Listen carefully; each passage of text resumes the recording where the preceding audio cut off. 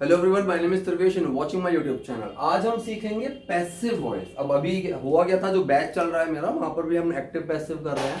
तो बच्चों को ये सर पैसिव वॉइस जो है वो थोड़े से जैसे कि अलग है, तो इसके ऊपर एक वीडियो भी अगर मिल जाए तो हमें समझने में आसानी रहेगी इन दोनों में क्या फर्क है।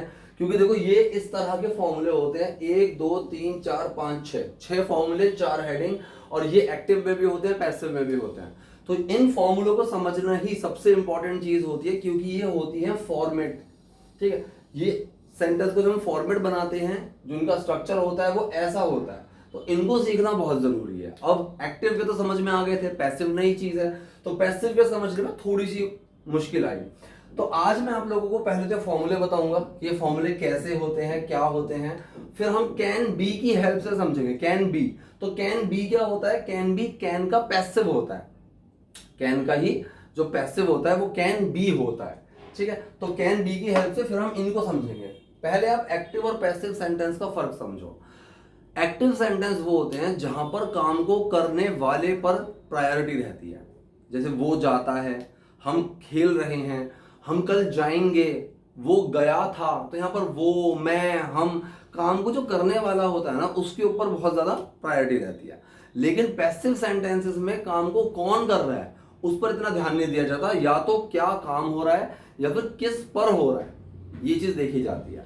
दीवार को पेंट किया जा रहा है, उसको डांटा जा रहा है, उसको डांटा जाता है, उसको पीटा जाता है, चोरों को पकड़ा जाता है, ठीक है, मरीज को अस्पताल में भर्ती करा दिया गया है, किसने कराया है उस चीज पर इतना फोकस नहीं है। तो ये होते हैं हमारे पैसिव सेंटेंस, जहां पर हम ऑब्जेक्ट को प्रायोरिटी देते हैं, जहां जिस पर काम हो रहा है।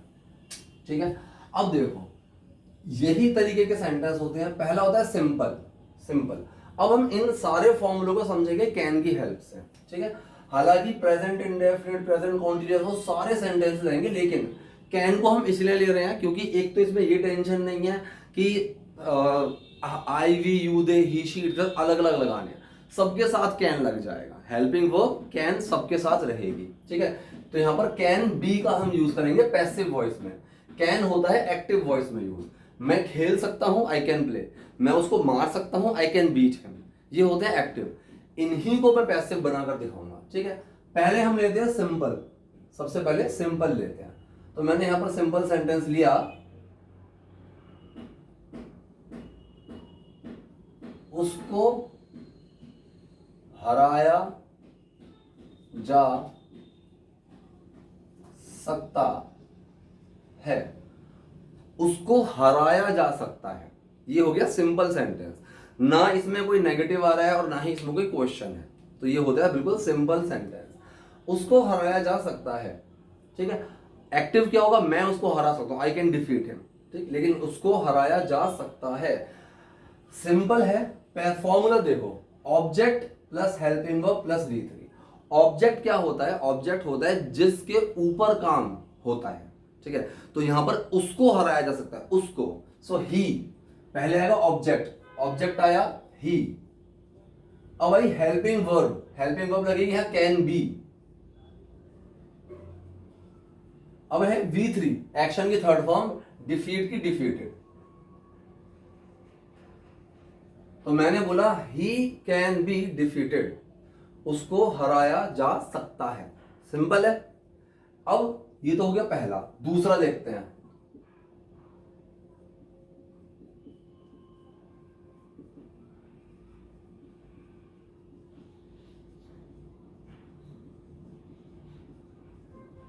अब मैंने दूसरा लिया नेगेटिव सेंटेंस, उसे नहीं हराया जा सकता है। यहां पर नहीं ऐड कर दिया, तो ये हमारा हो गया नेगेटिव सेंटेंस। पहला सिंपल, दूसरा हो गया नेगेटिव। नेगेटिव का फॉर्मूला कुछ नहीं है, ऊपर वाला सेम फॉर्मूला है, सिर्फ नॉट ऐड हो जाएगा हेल्पिंग वर्ब के साथ। तो हमारा फॉर्मूला क्या है? ऑब्जेक्ट, ऑब्जेक्ट है ही, उसको, जिस पर काम किया था ही।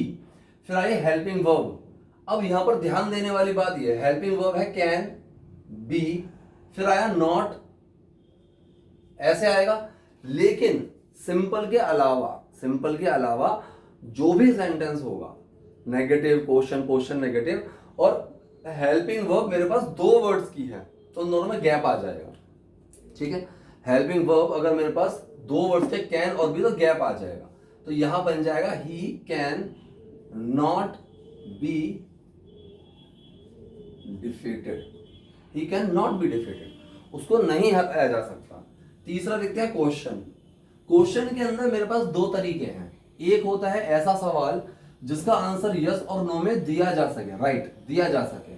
हेल्पिंग वर्ब ऑब्जेक्ट V3, मैंने पूछा क्या उसको हराया जा सकता है, तो यहां पर आया क्या उसे हराया जा सकता है, कि क्या उसे हराया जा सकता है। ऐसा क्वेश्चन है जिसका जवाब यस और नो में दे सकते हैं। तो सबसे पहले क्या आएगा, हेल्पिंग वर्ब कैन बी, इसके बाद क्या आएगा, ऑब्जेक्ट ही। अब क्वेश्चन सेंटेंस आ गया, तो क्वेश्चन सेंटेंस में भी इन दोनों के बीच में गैप आ जाएगा, ये वाली चीज बीच में आ जाएगी। तो यहां पर बन जाएगा कैन ही बी डिफीटेड, कि क्या उसे हराया जा सकता है।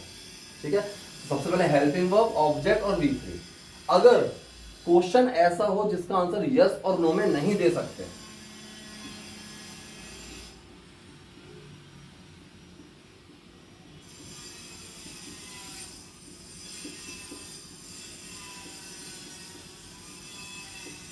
अब मैंने क्वेश्चन लिखा उसे कैसे हराया जा सकता है, कैसे। अब इस सवाल का जवाब तो मैं यस और नो में दे ही नहीं सकता। अब आ गया ये कि यस और नो में नहीं दे सकते ऐसा क्वेश्चन। फॉर्मूला बिल्कुल सेम है, सबसे पहले WH आ जाएगा बस। WH क्या होते हैं, WH family, what, where, who, why, उस तरह से। तो फॉर्मूला सेम है बिल्कुल, बट WH पहले आ जाएगा। उसे कैसे हराया जा सकता है, तो सेंटेंस सेम रहेगा, कैसे, हाउ, वो पहले आ जाएगा।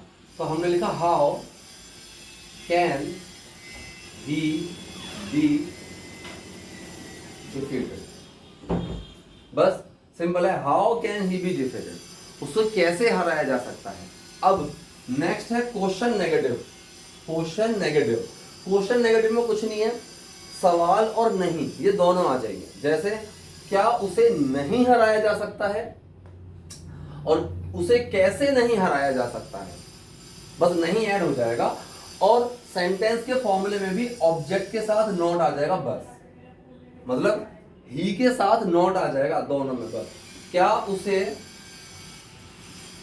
नहीं हराया जा सकता है, can he not be defeated. ऐसे ही how can he not be defeated.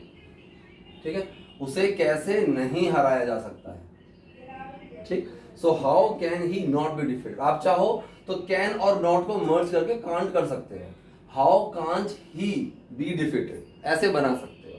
ठीक, तो ये जो सेंटेंसेस थे यहां पर हमने समझा कि पैसिव के फॉर्मूले काम कैसे करते हैं।